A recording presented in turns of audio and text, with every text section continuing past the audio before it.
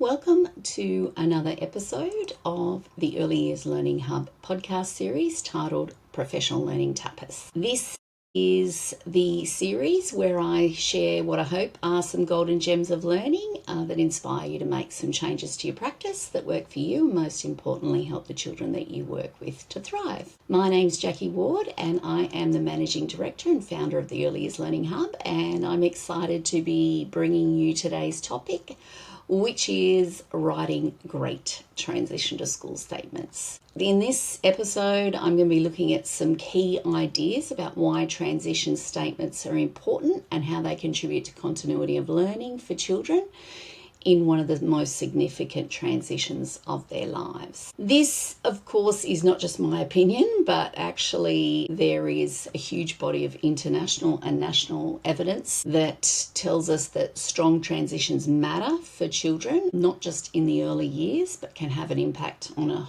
child's whole educational outcomes across the education continuum. And most importantly, and most significantly, I guess, are the children that are more vulnerable to experiencing a less than great transition. It is really important for them as well. And I'm sure you've heard me say that I'm passionate about a lot of things, but transition to school is one of the things that I'm really passionate about, and that teachers, educators and leaders in both early childhood services and schools, and for that matter school age care, connecting and sharing information about children, their funds of knowledge, learning styles, wellbeing needs, and especially in any additional needs really make a difference to the idea of, instead of children being ready for school, that schools are ready for children. So, children at the centre of transition practices is really important, and I think that's really key when thinking about writing transition to school statements. I know firsthand that writing them can be a very arduous job and is a lot of work. And,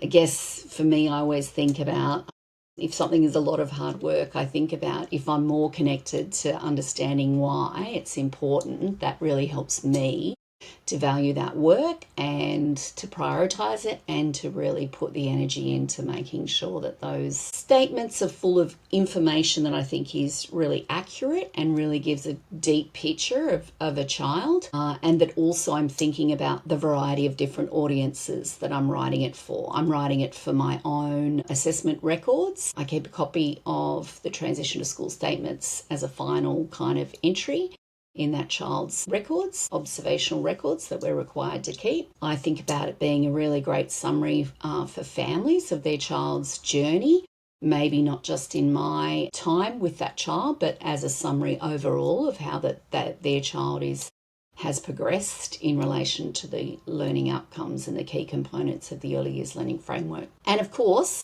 it's also intended to be aimed at the school audience. But I think it's important to think about all those different audiences.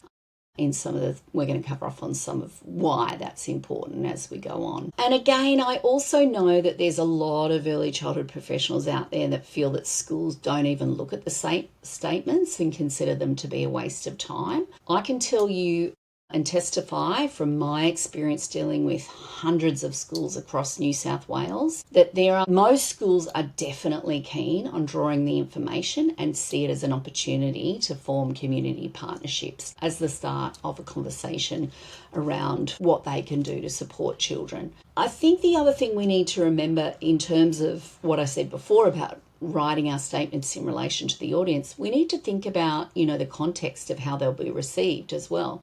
Again, I'm speaking about schools in New South Wales because that's my hometown, and thinking about the idea of the fact that they will have 20 children, teachers in that kindergarten time, that they will be in New South Wales being required to complete Best Start Kindergarten assessment and every 3 years ADC data collection. So there's a lot going on in that time, as well as, trying to settle those children into school. That doesn't necessarily mean that teachers aren't looking at those statements, and different schools will engage with them in different ways.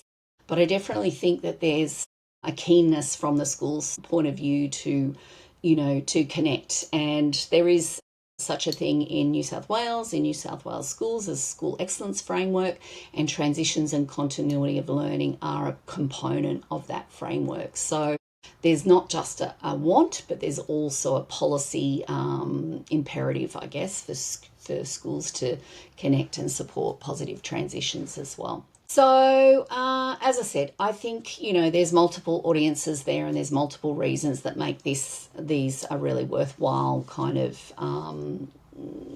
document to be doing, assessment document. I'm going to give you a few tips this is our, professional learning tapas, so it's meant to be short, sharp and sweet. These are some of the tips that I think you might find helpful in writing great statements in a streamlined way, because I'm always about trying to make things easier for teachers, educators and leaders, and also, keeping those audiences in mind. So first of all, I think if you have some access to administrative support, I know not everyone does, but if you do, then get them to help with permission forms and filling in and setting up the children if you're required in your jurisdiction to use a digital platform. That will really save you a lot of time, and a lot of that information can be gathered from the enrolment forms and things like that. If not, I say break up the tasks that are more admin related and get those out of the way as a separate kind of a thing, because that can really help you, I think, to focus then in on completing the statements and getting into a groove in those things. Start by collecting permission forms first. In New South Wales, you can't go any further until you've got the forms, so get all those sorted. A great way to introduce the statement to families too, to let them know that you're writing this, it's a requirement, that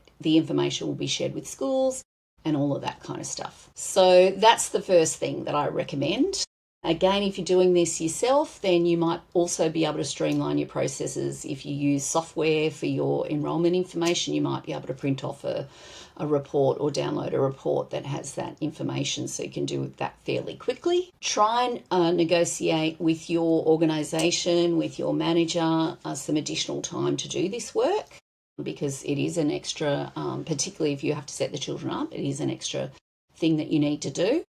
In some jurisdictions, Victoria I know of, you are eligible for funding for release time to complete the statement. So if you don't already know about that, have a look into that. And again, what a great opportunity to advocate for your state or territory, and ask your early childhood directorate in your area what the opportunities are for there. So the next step I recommend is setting up some common statements that relate to each of the learning outcomes and the key components, summarising kind of how that child is doing there. Now, you might say, oh, but that's not personalised. But generally speaking, if you're commenting on how a child is progressing in relation to a learning outcome and the key components, there's going to be a lot of statements that are going to be similar across the board if that child is performing well or doing well in relation to their progress against that outcome and key components, or if they're needing some support or if they're emerging. So for me, I think that's a way to go, using some spots where you put the child's name in to make sure that it's personalised and that it's different for each child, using different statements and making sure that it is personalised. If you're thinking to yourself, oh, that sounds like a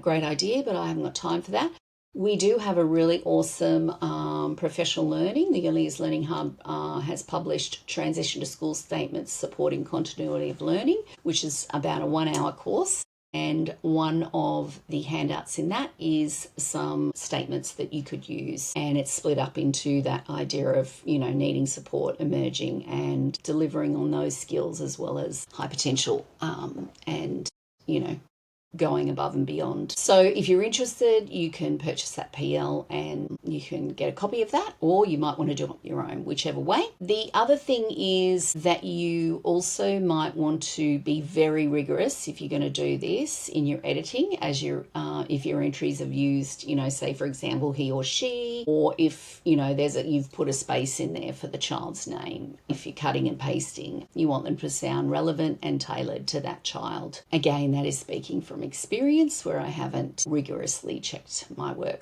The next thing I think is to think of the statements as a summative assessment of what children know, can do and understand in relation to the outcomes of the Early Years Learning Framework and their key components. So I've set up my mid-year summative assessments, and I do that. So transition to school statement, I should say I work in a preschool, so they're only children that are going to school the next year that are in attendance. So the mid-year one is an opportunity. It mirrors the format of the transition to school statements, and we have parent-teacher interviews mid-year, and this gives families an idea of what's to come at the end of the year. So it's kind of setting them up for getting a sense of what that's going to look like when they get their transition to school statement. So have a think about that as well, backward mapping there. Take the time to write the statements about what strategies worked in bringing about optimal learning for that child, as well as what strategies worked for supporting self-regulation, well-being, and creative and critical thinking. So, what were the sort of environments or routines or whatever that really helped that child to thrive? In my opinion, these are probably some really key things that teachers might be really interested in. Again, I think that's really a chance to shine a light on your high quality early childhood pedagogy and have the opportunity to influence sort of what happens in that pedagogical space in school as well. Again, examples can be found in that PL that I mentioned earlier. The other thing that I wanted to sort of note is that remember, families will be sensitive to this information that's to be shared with their child's school, as they obviously want their child to start their schooling with a clean slate, if you like, and, want their teachers to form, positive impressions and all those sorts of things. So communication about what the statements are for and how all the information in them supports the school to be ready for their child is really important in terms of framing the message. So it's about making sure that teachers can use the strategies to help them know how best to work with that child. You've already got all this awesome knowledge of how your practices really help support this child. So there's an opportunity for the next teacher that has this child to help them learn and understand more about how they could implement some of those notions. The other thing is, if a child does have some speech challenges or some, requirements for additional supports, that's really important for schools to know and for them to know as early as possible. If there's any physical adjustments going to be required by the school, it's probably too late to be putting those ones in or connecting with the school around that in the transition to school statement. But you could also put some things in there about some other adjustments that you did that were really helpful to support that child. If you do have a child with a disability that requires, particularly, as I said, some major physical adjustments required to learning environments, reach out to schools as soon as possible. They really appreciate knowing what additional needs children have so they can prepare and organise and get on board with it. The other thing is making sure that the information that you've put in the transition to school statement is not new to families. Consider framing what you write in terms of being really positive and sensitive and not being, as I was once, just sort of blurting out some additional needs or whatnot that child might have. So have a think about, again, the audience that you're writing for there.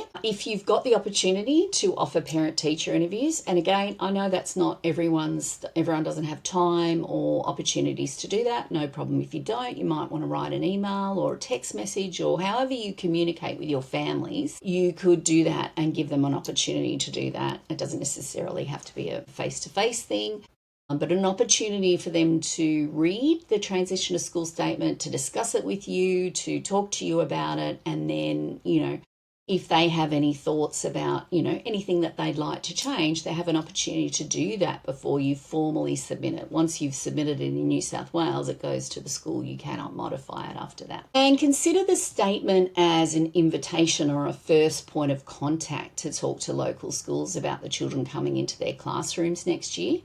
Think about forming partnerships and offering follow-up discussions with schools about the information you've included. This is really, really key to making sure they are accessed and that the information can be unpacked. It's a really great opportunity for you to show in your early childhood service your connections with collaborative partnerships with families and communities. Big part of an important stakeholder in your community is local schools. And it also, it's a two-way street. Schools need to do that community building as well. So it's an opportunity for them as well. So have a think about that. And lastly, think about timing. Remember, children will do a lot of growing and developing between when you write the statement and when they start school. So the information needs to be as current as possible. I would recommend leaving writing and submitting your statements until late in the year. I realise that can be a bit stressful leading up to the end of the year. You make your own call on that, whatever works for you. But again, I think the information is going to be much, much more, as I said, really relevant, I guess, to where that child is at then. Of course, the only exception to this is if you have got some partnerships with your local schools and they'd like to use the information earlier to plan classes, then go with that. Go with what's needed in your community and also maybe even tailor them. Like if you feel that you want to reach out and make some connections earlier, complete some of those statements earlier for those children and use that as an opportunity to say, look, I really think we would benefit from this job and family would really benefit from us getting together and having a conversation and planning some really differentiated and targeted kind of transition approaches, particularly for those children if you think they're going to have a bit of a hard time with their transition. So we do have more courses than the one that I mentioned in our transition catalogue. Transition to School Statements Supporting Continuity, as I mentioned, that's a really great one. We also have effective evidence-based transition practices and transition partnerships. You can buy those courses separately or you can buy them as a bundle at a discount. And remember, all podcast listeners are entitled to a 25% discount. Just enter the code POD, P-O-D 25 at the checkout. And I hope you found this Professional Learning Tapas episode interesting. I look forward to chatting to you soon. And please feel free to write us a comment on our show. And don't forget to rate our show on your listening platform. And don't forget to follow us so you don't miss out on an episode. Thanks again.